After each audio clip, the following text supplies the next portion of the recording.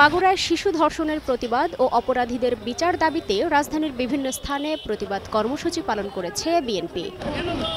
নারীর বিরুদ্ধে সহিংসতা, নিপীড়ন, ধর্ষণ এবং আইনশৃঙ্খলা পরিস্থিতির অবনতি ও বিচারহীনতার প্রতিবাদে হাইকোর্টের সামনের সড়কে মানববন্ধন করে ছাত্রদল। এ সময় ধর্ষণকারীদের বিচার না হওয়া পর্যন্ত রাজপথে থাকার ঘোষণা দেন ছাত্রদল নেতারা।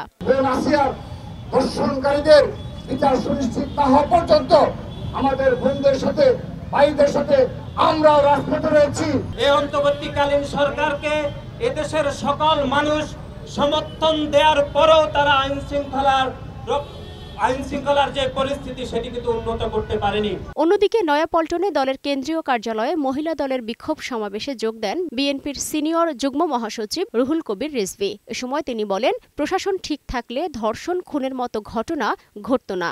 কোনোদিনই সমাজে ধর্ষণ, খুন, যখন দুর্নীতির প্রসার ঘটবে না যদি না আপনার প্রশাসন ঠিক হয়।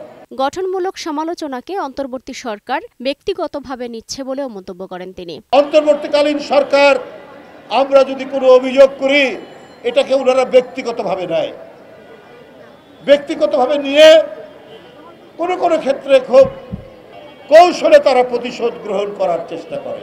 দ্রুততম সময়ের মধ্যে ধর্ষকদের দৃষ্টান্তমূলক শাস্তি নিশ্চিতের দাবি জানান বিএনপির এ নেতা। সালমা জাহান মুক্তা, বৈশাখী সংবাদ, ঢাকা।